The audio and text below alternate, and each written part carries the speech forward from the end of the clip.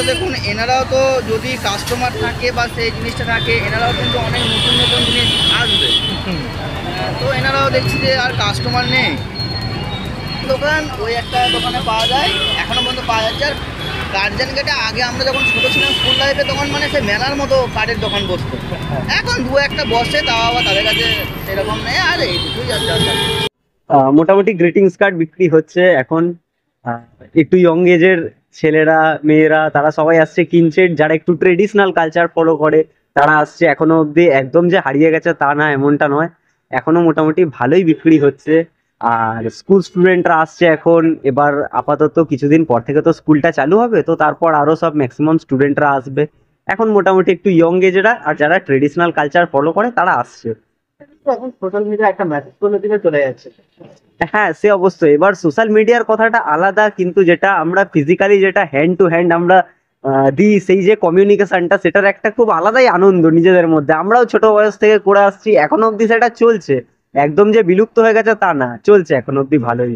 বাড়িতে হচ্ছে বই আজ রেখে দিয়ে পরে একটু মনে পড়লে আবার খুঁজে দেখা যাবে। হ্যাঁ, সেই আর কি। যারা এখনো অবধি পুরনো স্মৃতি রেখেছে তারা এখনো অবধি সেই স্মৃতি যখন মনে করতে চায়, রিমেম্বার করতে চায়, তারা তখন আবার আসে, এসে আবার সেই পুরনো দিনগুলো তারা ফিরিয়ে আনতে চায়, তারা চেষ্টা করে। বিক্রি ভালোই হচ্ছে, খারাপ হচ্ছে না। তাও মোটামুটি যারা একটু আমাদের মতো ইয়ং এজ তারাই তো এখন নিচ্ছে মোটামুটি কাপলদের জন্য। তাছাড়া একটু ইয়ং এজের মধ্যেই একটু যারা ট্রেডিশনাল কালচার ফলো করছে তারা একটু ঠাকুরের জন্য আসছেন, তারা আসছেন বয়স্করা।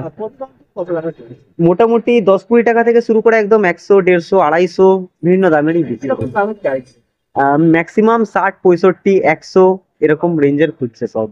আজকালকার দিনে আমরা অনেকটা সোশ্যাল মিডিয়া অ্যাডিকশন হয়েছে বটে, বাট এই গ্রিটিংস কার্ড, চিঠি, এইসব বিষয়গুলো কিন্তু আমাদেরকে সেই পুরনো দিনে বা পুরনো সময়ে ফিরিয়ে নিয়ে যায়, যেগুলো আজকালকার, যদিও বা আমার বয়সটা একদম 40 অর্ধ নয় বটে, তবু আমার এই গ্রিটিংস কার্ড কেনার প্রতি বা চিঠি লেখার প্রতি বা কাউকে কিছু দেওয়ার প্রতি একটা আলাদা রকম আগ্রহ তৈরি হয় প্রথম থেকেই, যেটা ছিল।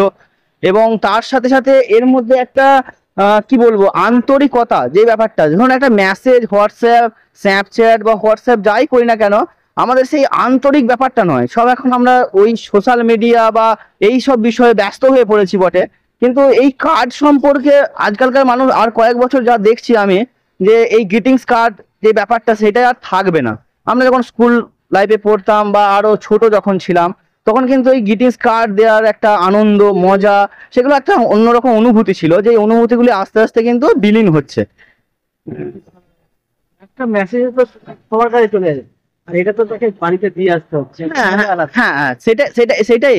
একটা ধরুন আমি মেল করছি, মেসেজ করছি, আমি ফরওয়ার্ড করে দিচ্ছি। এই কথাটা বিরাট চালু হয়েছে যে ফরওয়ার্ড ব্যাপারটা। একটা মেসেজই সবাইকে, এখন সময়ের অভাব, যদিও বা সময়ের অভাবে এই ব্যাপারটা অজুহাত মাত্র ছাড়া আর কিছুই নয়। কিন্তু এই কার্ড দিয়ে তার প্রতি যে একটা আন্তরিকতা যে ব্যাপার দেখানো, সেটা কিন্তু আস্তে আস্তে মানুষ ভুলেই যাচ্ছে।